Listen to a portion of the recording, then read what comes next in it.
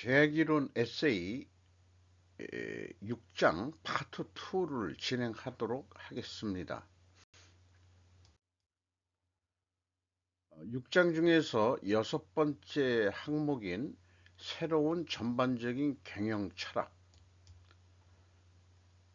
이 당시 에세이가 나올 때 아직 새로운 전반적인 경영 철학이라고 불릴 만하지 않았다. 그 이유가 첫째, 해결 방안이 주로 생산 현장에 맞춰져 있다. 설계, 유통, 판매 또는 마케팅보다 그렇게 중요할까? 두 번째, 새로운 부분적 해결 방안들은 모두 기계적인 성격이다. 프로세스를 바로잡아 품질을 개선하거나 물리적인 설비 배치를 재조정하거나 또는 상이한 자재 투입 방식을 사용한다. 현재의 재고 수준이 현재의 스루풋을 보호할 필요성에서 유래하지 않는다는 것을 재고 감축 노력이 분명히 드러날 때 새로운 전반적인 경영 철학에 대한 필요성을 인식하게 된다. 그러니까 항상 이 재고 감축에 대해서 강조를 하고 있습니다. 재고 존재 이유와 재고 감축의 어려움은 확실히 잘못된 방침에 있다. 세 운동 모두가 명백한 것을 열심히 고치하기 시작했다. 그래서 TQM은 이 재고 감축의 어려움이 있고 그 다음에 그 원인은 잘못된 방침이라고 얘기를 했는데, 어쨌든 이 상황에서 그 TQM이 노력한 것은 올바르게 하는 것으로 충분하지 않다. 올바른 것을 해야 한다. 올바른 것을 밝혀내는 지침은 무엇일까? 그저 심오한 지식이라고 이해하기 어려운 것을 가져와야 한다고 했다. 요것은 이제 그 데밍 박사가 얘기한 건데요. 요렇게 약간이 아니고 많이 TQM도 비판을 조금 한 내용이 되겠습니다. 쥐뜨에 대해서 필요하지 않는 것을 하지 말라. 이것은 어떤 낭비 제거로 표현할 수 있겠어요. 정확한 형태의 행동, 운영 방식은 무엇일까? 여기서 짙은 불충분한 채로 중단해 버립니다. 이렇게 진단을 했습니다. TOC, 많은 부분 최적의 최종 결과는 분명히 전체 회사의 최적은 아니다라는 것을 밝혀냈습니다. 이제 원가가 아니라 스루풋이 가장 중요한 평가 지표라면 거의 모든 경영 행동에 다른 세계가 있다는 것은 명백해진다. 원가 세계에서 스루풋 세계로의 변화는 크게 과소평가되고 있다. 단지 뭐 재고의 가공비가 배부된 차이다. 이렇게만 이제 그 재무제표 분석을 하면은 그렇게 표현할 수 있는데, 실제는 그거보다 그런 거 정도는 과소평가되어 있다. 이렇게 이제 얘기하고 있는 거죠. 이것도 이제 제가 실전 분석을 성공함으로써 이런 말씀을 드릴 수 있는 건데, 원가 세계에서 절대 필요한 행동들은 스루프 세계의 프리즘으로 판단할 때는 모조리 그 잘못된 것으로 보인다. 뭐 잘못됐다, 낭비적인 것으로 보인다. 이렇게도 이제 표현할 수 있겠습니다. 위에 제목 그 제가 그 좀 붙여본 건데요. 이 스루풋 세계는 제조업 및 서비스업에 모두 적용할 수 있다. 우리나라가 제조업이 25% 정도 돼 있는데, 그러면은 이 스루풋 제약 이론은 여기에만 해당되는 거니 아니냐? 그러니까 우리나라가 산업구조 변화를 해야 된다고 연초부터 소개가 되고 이창용 총재도 그렇게 얘기를 하고 있는데, 우리가 그 서비스업이 고도화되기 위해서라도 저는 그 서비스업에도 그 스루풋 세계의 패러다임이 들어와야 된다라고 좀 주장해야 될 것 같습니다. 이렇게 일단 말씀드리고요. 오늘날 우리는 스루풋 세계로 기여를 바꿔 놓아야 할 절대적인 필요성에 완전히 노출되어 있음에도 불구하고, 그러나 방법론적으로 그것에 어떻게 도달할지 알려주는 명확한 지도가 없다. 아, 글쎄, 그래서 이게 패러다임의 전환이라는 얘기들이 나오고 뭐 이런 건데, 퍼즐 조각들은 전체가 하나인 그림으로 모으는 적절한 방법이 아니다. 이렇게 또 표현하고 있습니다. 제약 이론만이 스루풋을 1위의 길로 올리고 몰락한 운영 경비는 종전의 지배적인 자리에서 그저 3위에 알맞는 역할을 내린 데 따른 전체적인 파급 효과와 직접 싸워왔다. 평가지표 우선순위 척도의 변화에서 비롯된 패러다임 전환은 실제로 무엇일까?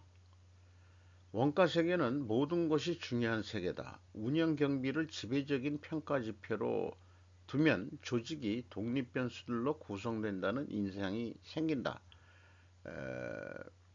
그 뭐 사업부라든지 그걸 쪼개서 또 여러 뭐 영업, 생산, 구매 뭐 이런 식으로 이제 따로따로 원가들을 하게 되면은 사일로 같이 느껴진다 이런 얘기죠. 사일로라는 것이 이제 그 곡물 저장처럼 따로따로 연결되지 않고 그러 있는 거 있죠. 독립 변수들로 이루어진 시스템에 대한 파레토 법칙은 20대 80 법칙으로 알려져 있는데 이 경영 철학에서 사업을 영위하려면 수많은 상세 내역들의 미로에 어떤 질서를 부여할 필요성이 매우 크다는 것이 놀랄 일이 아니다. 그래서 TOC는 TIO의 순위와 직접 싸웠다. 원가 세계는 관리자들이 제품 원가란 부적합한 원리 하에 너무 많은 상세사항으로 휘감겨 있고 그들 시간이 반 이상이 불국이 시급히 해결해야 될 사안들에 급급하다. 놀랄 일도 아니다. 원가 세계는 관리자들이 시급한 일에 불국이에 급급하다. 이런 것이 이제 많이 목격된다 이거죠. 그래서 아까 이 심오한 지식이라는 것을 들여와야 된다라고 TQM에서 얘기했다는데 이 심오한 지식 이거가 그럼 도대체 뭐냐? 저도 이거를 공부할 때 이 책 한 권을 그 학습을 하면서 추가적으로 그 읽은 책들이 그 상당히 많습니다. 심오한 지식을 찾아보면은 1. 시스템에 대한 인식, 2. 변동에 대한 지식, 그 다음에 세 번째 지식이론, 네 번째 심리학, 이런 것들이 있는데 이분이 이제 그 일본의 그 품질을 그 가리킨 원래 이분도 통계학자신가 그렇죠. 대밍 박사십니다. 아주 이 일본에서는 위대한 인물로 존경을 받고 있는데 정작 미국에서는 크게 인정을 못 받은 분입니다. 2차 대전 그 종전 후에 어, 일본의 그 산업이 재가동될 때, 그 메가도 사령부의 그 요청으로 일본에 가서 그 어떤 그 품질을 그 가르치게 된 계기가 됐죠. 이 대민 박사는 그 다시 그 일본이 산업이 돌아가게 된 원인에는 사실 한국 전쟁이 발발했기 때문에 군수물자 조달을 위해서 할 수 없이 일본이 모두 2차 대전 패망 후 폐기했던 그 군수물자 공장들을 다시 돌리게 됐던 거죠. 제조업이. 그러니까 어찌 보면은 일본의 큰 경제 발전은 한국 전쟁이라는 변수가 있었다. 뭐 사이드적인 얘기지만은 이런 생각까지 하게 되네요. 그래서 이 변동에 대한 지식, 변동 이론, 통계학 이론이죠. 이분도 이제 이 슈아르트의 일반 원인 변동과 특별 원인 변동을 소개를 했습니다. 이분도 슈아르트의 그 제자라고가 알고 있습니다. 또 이분이 쓴 책이 위기로부터의 탈출인데 국내에 번역되지 않는 아웃 오브 크리시스 원서를 그 아마존에서 구매를 해서 또 원서를 그 약한 영어를 가지고 끙끙대고서 음, 읽어봤어요. 매우 두꺼운 책입니다. 거기에서 지식이론에 대한 얘기도 나왔어요. 지식이론은 경영은 예측이다. 지식의 토대는 이론이다. 참값은 없다. 정보는 지식이 아니다. 이렇게 그 요약된 부분, 오퍼레이션 디피니션이라는 그 항목에서 이런 것들이 나옵니다. 지식이론에 대한 표현이. 어, 근데 이것도 제가 좀, 확실히 명쾌하게 속이 뻥 뚫리는 그렇지는 않았습니다. 거기다가 심리학까지 해라. 품질을 하는데, 자, 제가 이제 조직에서 품질 경영 팀장도 해봤거든요. 그 단연간 꽤 시스템을 했는데, 품질 관리는 안 했어요. 그거는 업무 분장을 품질 관리는 그 생산직이 꽤 많으니까 품질 관리라는 것은 각 그 생산 부서에서 직접 한다. 나는 그 종합적인 시스템을 허갔다. 그렇게 이제 그 업무 분장을 했죠. 그리고 그 제가 했다기보다는 업무 분장 이 아이소를 하면서 그 조직의 그 권한과 책임을 해서 정리를 할 때 이미 그 선임들이 잘 그렇게 정리를 해줬어요. 왜냐하면은 그 품질 관리에서 모든 걸 조정을 당하면은 억수 자기네들이 존심이 상하니까 우리가 직접 할게 품질 관리는. 어, 그리고 그 뭐 시스템적인 거는 당신이 해. 에, 그때 이제 품질 조직을 만들 때에도 이제 제가 세력적으로는 좀 밀렸었거든요. 생산 어, 조직의 그 팀장들이 16명이고 저는 한 명이니까 16대 1로 정도 이런 상태니까 그게 현실적인 거죠. 그렇게 이제 했었습니다. 사이드적인 얘기지만은 어쨌든 그 심리학이 저를 괴롭혔어요.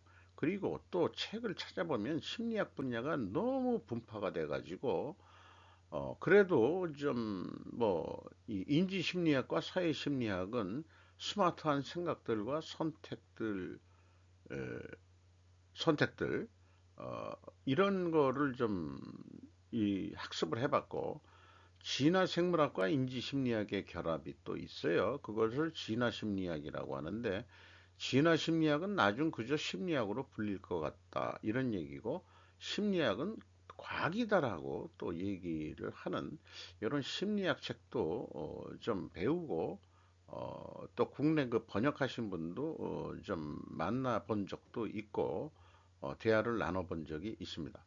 네, 전국적으로 지식 이론은 칼 포퍼의 객관적 지식, 오브젝티브 날리지를 또 선택을 해서 좀 학습을 해 봤습니다. 이렇게 그 배경에 대한 지식들을 좀 뭐 공부해 보려고 그때 뭐 여유 있게 조직을 나와서 또 공부를 하다 보니까 좀 시간적인 여유도 충분히 있었습니다.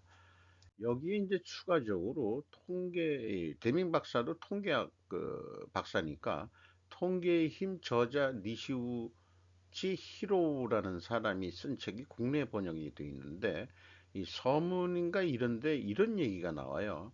일본인은 부분 최적화의 개선에 관한 한 세계 인류급이다. 그런 사람들에게 덕골에서 다루는 전체 공정 최적화의 기법이 알려지면 무역 발달이 재현되어 세계 경제가 대혼란에 빠질 수 있다. 일본어판 출판이 허가되지 않았던 골드랩 박사의 일화. 이렇게 소개를 했는데 우리나라가 사실 먼저 번역이 됐는데 일본이 사실 한 10년 이상 늦게 번역이 됐음에도 불구하고 일본은 그 연구 학회가 꾸준히 잘 돌아가고 있다는 그 풍문으로 들었어. 아니 그리고 또 그 관련 이 멤버들의 그 모임들의 사진이나 이런 거를 또 공유를 했고 또 일본에서도 성공 사례들이 상당히 그 많이 나와서 연간 컨퍼런스에서 발표하는 그런 일들이 일어났죠. 그래서 이 통계의 힘이라는 그 책을 그런 점에서 통계의 힘 한국어판 출간에 진지하게 고민한 적이 있다. 일본인 저자가 이런 거 한국 사람들한테 알려주면 자기네들이 불리할 텐데 이런 또 비유를 있어요. 부분 최적에게서는 도요다의 가이젠을 가리킨다. 가이젠의 발상은 에드워드 데밍에게서 기인한다. 그러니 데밍을 공부 안 할 수가 없는 거죠. 명색이 저도 품질 경영을 했다는 사람인데, 어쨌든 이 원서까지 해서 좀 학습을 해본 적이 있습니다. 가이젠은 통계학이 한 나라의 경제와 산업을 크게 바꾼 흔치 않은 사례이다라고 소개를 하고 있고, 앞으로 10년 후에 섹시한 직업은 통계학자가 될 것이라고 계속 말하고 있다. 어머, 참, 근데 이런 전 통계학 이런 거 참, 그 사실은 그 숫자는 어쩔 수 없이 다루지만은 이 통계학이, 근데 통계학 중요하긴 할 것 같아요. 연역의 계량경제학과 귀납의 통계학. 이렇게 이제 또 소개한 내용이 있는데, 이게 이제 연역이라는 용어, 또 귀납이라는 용어는 주로 철학적인 책에서 나오고 있죠. 그리고 또 이런 용어들의 선택은 사실 학문이 먼저 발달한 그 일본 산업화가 먼저 된 그런 데서 학자들이 이 연역법이다. 이게 이제 영어는 제가 좀 잊어버렸어요. 지금 머리가 워낙 나빠가지고 기억력이 안 좋아서 좋은 건 좋은데 귀납. 음, 예, 뭐 동양은 뭐 귀납적 사고방식이 강하다.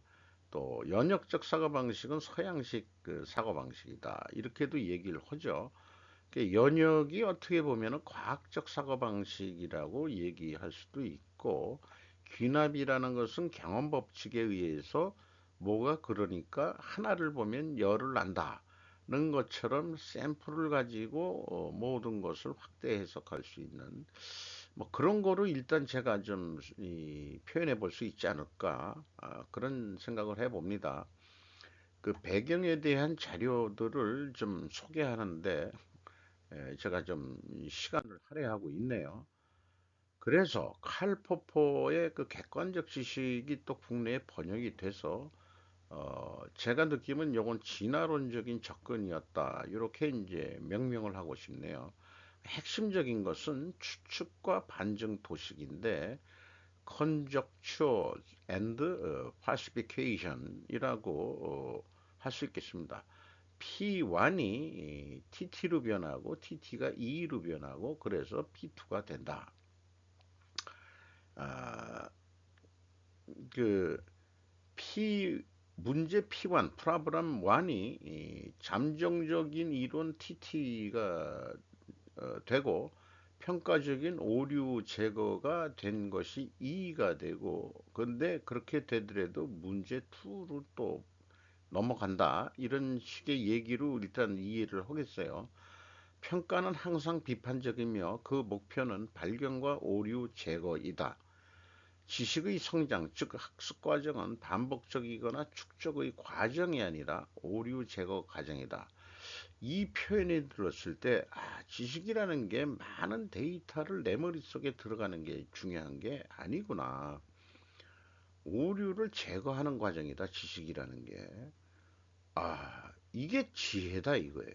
이게. 그러니까 지식과 지혜는, 지식이, 지식인이라고 그런다면은 지혜로워야 된다. 이런 얘기를 하는데, 때문에 지혜도 오류를 제거하는 것이다. 이 말에 저는 전적으로 동감할 수밖에 없는 거고, 그래서 그 이 지식 이론이 필요하다 이렇게 얘기했을 때, 그 TOC도 그 불필요한 거 하는 게 아니고 제약 이론에 집중하고 불필요한 것들은 제거한 거 아니겠느냐. 이런 비유를 또 해볼 수 있겠어요. 어,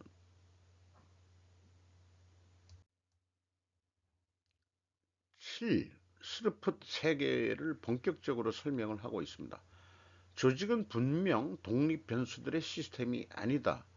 T를 1위로 두면은 1순위로 두면은 조직이 종속 변수의 집합으로 작동한 것을 깨닫게 된다. 스루풋을 그 기업의 우선 목표로 한번 해봐라. 그러면은 모든 것이 종속 변수의 집합으로 작동한 것을 깨닫게 될 것이다. 종속 변수에서 파레토 법칙 2대 8은 0.1대 99.99로 변한다. 이 0.1이 99.99%를 결정한다. 이런 뜻으로 이해하시면 되겠습니다.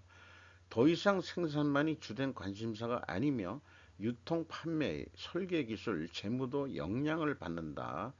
요 재무도 영향을 받는다. 요거 점이 중요하겠어요.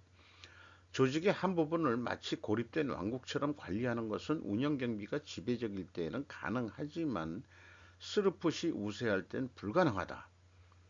일단 제약이 가장 약한 고리가 최종 결과를 결정한다는 것을 인정한다고 이해한다면 그것이 관리의 초점이 되어야 한다.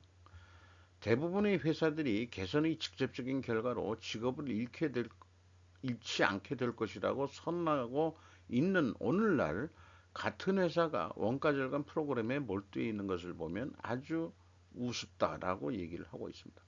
아무도 해고하지 않는다면 어떻게 원가가 줄 수 있겠냐 이런 얘기예요. 스루퍼슨 사람을 줄여라 하는 얘기는 절대 우선하지 않습니다. 3순위죠. 원가 세계의 장악력은 너무 강해서 지트, TQM 창안자도 그 자체도 그것을 깨닫는데 성공하지 못했다. 원가 회계를 못 건드렸다 이거죠. 너무나 세가지고. TOC가 지트와 TQM 기법적 적용에 초점을 맞추는 유일한 방법이다. 거꾸로 이 TOC가 지트를 도입을 하시든 TQM을 도시든 기법 적용에 초점을 맞추는 유일한 방법이다. 1단계 우리가 보는 볼 것으로 예상하는 것과 상황이 존재하는 방법 간의 모순이나 불일치에 정면 대응하는 용기와 2단계 이러한 모순이나 불일치와 관련된 기본 가정에 대해 도전하는 용기. 아무도 더 나은 의사결정을 내리는 방법을 생각해내지 않았다. 골드렛에 의해 TIOE와 집중 개선 5단계를 함께 사용하여 우수한 의사결정 방법이 나왔다. 이렇게 해서 이 국내에 이 TOC 방법을 소개한 선구자께서 그려주신 그림인데 1단계 이 집중 개선 5단계, 2단계, 3단계, 4단계, 그 다음에 5단계 이렇게 돌아가는데 요 중간에 화살표들이 1단계에서 1단계에서 제약을 찾아내야 되는데 2단계에서 활용 방법을 결정해서 여기서 해결되면 다시 1단계로 가라 이게요. 여기서 결정 방법을 결정한 다음에 나머지는 이해 결정에 이게 종속이죠. 여기서 해결되면 다시 1단계로 가라 이게요. 이게 그냥 모든 한 번 뺑 돌아야 된다는 뜻이 아닙니다. 그리고 3단계에서 해결이 안 되면은 이제 4단계 제약의 능력을 높인다. 이렇게 해서 이제 다시 이 길로 간다. 이게 타성에 젖지 말라고. 이런 게 집중 개선 5단계가 되겠습니다. 그래서 이것을 이제 제목상으로는 집중 프로세스라고 어, 파랑에 그 소개를 하고 있습니다. 모든 것에 초점을 맞춘다면 실제로는 어느 것에도 초점을 맞추지 않는 것이다. 참 지혜로운 말이에요. 내 책임하에 큰 영역이 있다. 내 주의력의 대부분을 영역의 작은 부분에 집중할 생각이다. 원가 세계에서 초점 맞추기는 매우 힘든 일이다. 무엇을 집중해야 될까? 가장 약한 고리들, 즉 제약이다. 그것들이 회사의 전반적인 업무 성과를 결정한다. 무엇이든 제약이 전혀 없는 회사를 본 적이 있는가? 그렇다면 무한한 순이익을 가진 회사를 본 적이나 들어본 적이 있는가? 결론은 명확하다. 모든 시스템은 최소한 하나의 제약을 가져야 한다. 의무처럼 얘기를 하고 있어요. 다른 한편 현실에서는 어떤 시스템도 아주 제한된 수의 제약을 가질 수밖에 없다. 이렇게 표현했는데 제가 그 조직에 있을 때 그 생산 책임자하고 여러 그 저보다 근데 그 직급이 위래서 이제 그 대화를 좀 해봤어요. 그래서 회사에 제약 이론 개념을 좀 해서 생산하면은 또 좀 생산량이 많이 좀 올라갈 것 같다. 그렇게 되는데 자기가 어떻게 엔지니어도 아닌 사람이 자기를 훈수할 수 있느냐. 대단하다. 이렇게 얘기를 저한테 하더라고요. 저는 엔지니어 출신 아닙니다. 그런데 이제 품질 경영을 했는데 그래서 일반적으로 그 제 경험론이기도 합니다. 우리 회사는 내부 자원 제약은 없고 외부 시장 제약만 있다고 주장하는 시스템이 있다. 실질적으로 내부 시스템은 자원 역량이 충분한 보호 능력들이 있다는 주장이다. 때문에 제약이론 경영 도입은 굳이 필요 없다고 주장할 수 있다. 그렇다고 해도 최소한 하나의 제약을 가져야 한다는 표현은 가장 그럴듯한 공정을 제약으로 정하면 된다. 그래야 생산 스케줄을 계획하기가 매우 용이해진다. 그 제약 공정에 맞추어 타 공정들이 보조를 맞추어 생산 목표량을 달성할 수 있었음이 관찰되었다. 그 공정 책임자가 공장장을 거쳐 CEO로 승진한 것을 지켜봤습니다. 그 후 물류 출신의 공장장이 나왔어요. 제가 물류가 또 중요하다고 재고 관리가 중요하다고 그렇게 얘기했는데 일단 생산이 해결이 되니까 그 다음에 제약은 뭐냐 그러면은 물류다. 그래서 물류가 해결이 되니까 어떻게 돼요? 공장장이 되더라. 요거는 이제 뭐 직접 했던 그렇죠. 직간접적으로 관여를 했던 거죠. 조직을 나와서도 관여를 했고 그런 경험이 있습니다. 차관 나름대로 그런 것이 있다 보니까 굳이 뭐 그런 어떤 제약 이론에 대해서 그 제약 이론 경영에 대해서 또 심취하게 된다 이런 말씀도 좀 드릴 수 있겠습니다. 그래서 그 집중 개선 5단계 집중 프로세스라고도 얘기하는데 1번 시스템의 제약들을 밝혀낸다. 이 5단계를 쭉 그 풀어서 설명해 주고 있습니다. 이것은 제가 일일이 다 읽기보다는 화면을 정지해서 천천히 한번 읽어봐서 이해해 주시면 대단히 감사하겠습니다. 이 두 번째는 시스템 제약들을 활용하는 방법들을 결정한다. 영어로 exploit라고 그러는데 이게 이제 국내 번역으로는 착취라고 돼 있어요. 이런 용어를 미국 용어에서 이렇게 선택한다는 것은 물론 이제 영어가 원어가 아닌 이스라엘 이 양자 물리학 박사가 들어와 가지고 미국에서 활동하다 보니까 미국 영어의 언어를 이런 거를 선택했다는 게 아주 또그 특이하고 신선하다고 할 수 있겠습니다. 세 번째, 모든 것들의 위의 결정에 종속시킨다. 아, 이 말을 제가 그 조직에 있을 때 적어도 한 달에 한 번은 이 전체 회의를 팀장 회의를 하거든요. 거기에서 이 3번 항을 소개했을 때 그동안에 다들 이 거부하던 생산 공정 담당 책임자들이 그거 생각하니까는 그 네 가지 이야기야. 내가. 왜냐? 다른 모든 공정들이 다 협조를 해야 되는 거거든요. 그래서 제가 그게 아닙니다. 뭐 구체적으로 어디라고는 얘기 안 하는데, 아, 트리지에 이 우리 업종에 대해서는 학문적으로 이미 결정이 돼 있는 겁니다. 제가 잘나서 여러분들한테 한 게 아니고, 그 공정이 제약 공정이라고 학문적으로 트리즈 구소련에서 나온 거죠. 거기에 나와 있습니다. 제가 그런 거를 봤지 뭐 엔지니어 아니고 출신 아니면서 그런 말씀을 드린 것은 그렇습니다. 해가지고 결론은 이 업종은 학문적으로 결정이 되어 있는 거기 때문에 그 공정에 맞춰서 여러분들이 협조를 해주시면 됩니다. 이렇게까지도 얘기했던 기억이 납니다. 그래서 참고적으로 또 품질 경영을 해보니까 매니지먼트 다이내믹스 존 카스필이라고 또 이 부부가 이 책을 써낸 게 있습니다. 에, 종속은 협동 협업이다. 그래서 이것이 무슨 종속한다고 해서 기분 나빠하지 마시고 지금 말씀드린 대로 그 언어를 그런 걸 선택을 해서 그런데 그래서 이제 이 영어 원문을 쓰던 원어를 쓰던 분들이 그게 협동 협업이다 익스플로이트라는 게 이렇게 이제 또 표현을 하는 책이 나왔어요. 품질 경영을 하다 보니까 제약 이론과 품질 경영 접목을 하는 또 그런 책이라서 뭐 학습을 한 적이 있습니다. 어쨌든 그 지속적 5단계 중 4단계는 기존 원가 세계와 평행선을 달리지만은 3단계 종속은 원가 세계의 그림자가 없다 이거예요.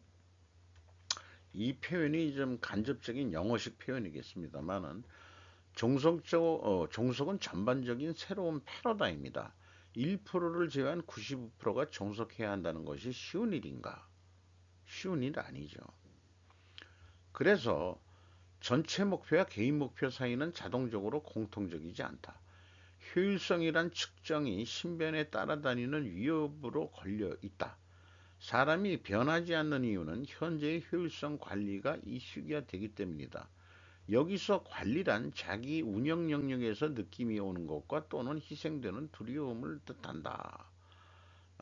그래서 뭐 각자 뭐 이렇게 효율만 따지게 된다. 이런 그 종속을 하게 되면은 어떤 공정은 휴업을 하게 되고, 어, 휴업이 매일의 주문이 되고, 종업원들은 자기 직업 안정에 대해서 언제나 걱정해야 되는데, 이런 걱정거리들 없어야 줘야 된다. 이거죠. 시스템 제약들을 향상시킨다. 어떤 경우는 1단계에서 이 4단계로 바로 넘어올 수도 있어요. 돈이 있는 경우, 설비 개선을 하든지, 역량을 갖다가 팍 늘려버린다든지, 그러니까 제약 이런 경영은 돈이 없는, 아쉬운 사람들이 먼저 시작할 투자할 돈도 없다. 그러면 어떡할 거냐. 그러면은 제약 이론 경영을 도입하세요. 큰 돈 안 들이고 일단 관리 방법이나 뭐 이런 것을 좀 개선해 가면서 개선이 아니고 개혁이죠. 이렇게 될 수 있습니다. 근데 돈이 있는 기업은 뭐 그런 거 안 거쳐요. 바로 4단계 제약의 능력을 향상시켜 버립니다. 우리나라 그 대기업들은 이 방법으로 바로 갔을 거예요, 아마. 전 단계들의 제약이 해소되면 단계 1로 되돌아간다. 그러나 타성이 시스템의 제약을 일으키지 않도록 한다. 이렇게까지 설명하면서 이 덧붙인 이 경고의 중요성은 아무리 강조해도 지나치지 않는다. 대부분의 회사에서 물리적 제약은 발견하지 못했다.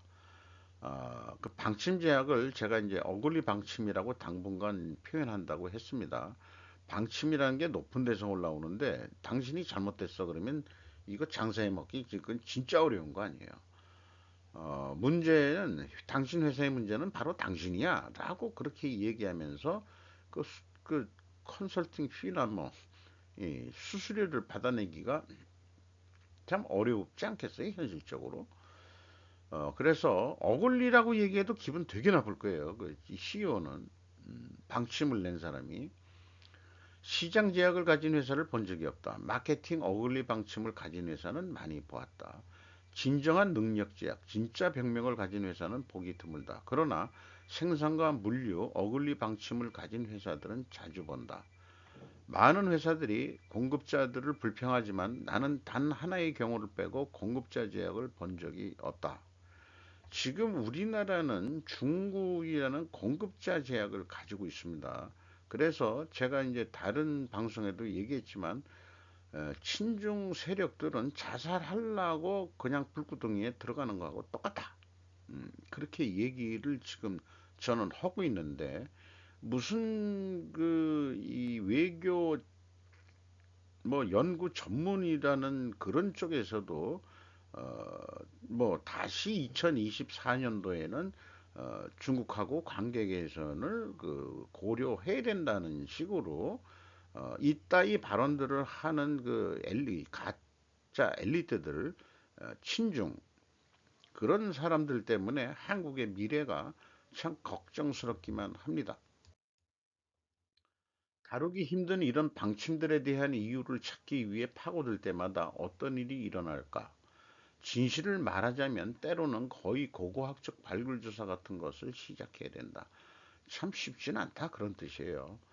결과 원인 결과 이펙트 코즈 이펙트 보이지 않는 실체에 대한 추론을 통해 심리적 근본 원인을 찾을 때까지 고고학적 발굴조사와 같은 그런 것을 해야 된다. 심사숙고하면서 특정 방침들은 사용되기 시작한 30년 전이나 그 이전에는 완벽하게 타당했다.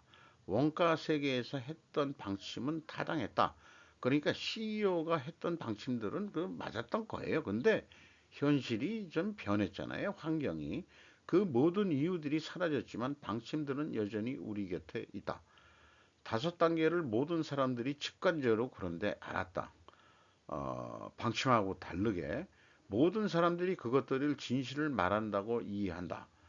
아까 그 집중 개선 다섯 단계는 진실을 말한다고 인정을 이해한다 이게요. 관리자들이 실제로 그것을 사용할까? 사용했다 이게요. 언제 했냐? 급할 때는 그렇게 했다 이거예요.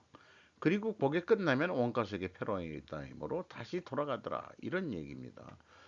우리의 명확하고 상식적인 직관에도 불구하고 원가 세계의 장력은 너무 강하다.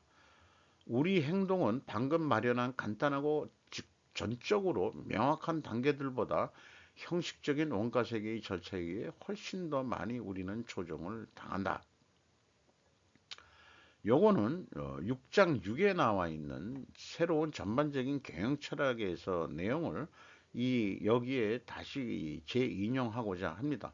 오늘날 우리는 스루프 세계로 기여를 바꿔 놓아야 할 절대적인 필요성에 완전히 노출되어 있다. 그러나 방법론적으로 그것에 어떻게 도달할지 알려주는 명확한 지도가 없다. 퍼즐 조각들은 전체가 하나인 그림으로 모으는 적절한 방법이 아니다. 이런 얘기입니다. 요게 그 6에서 나왔죠. 그 6항목의 새로운 전반적인 경영 철학에서 재인용을 했습니다. 이상 이 파트 2를 마치도록 하고 이제 제약이론 에세이를 소개하는 과정의 마지막 여정인 제약이론 에세이 일곱 번째 세븐을 기다려 주시기 바랍니다. 감사합니다.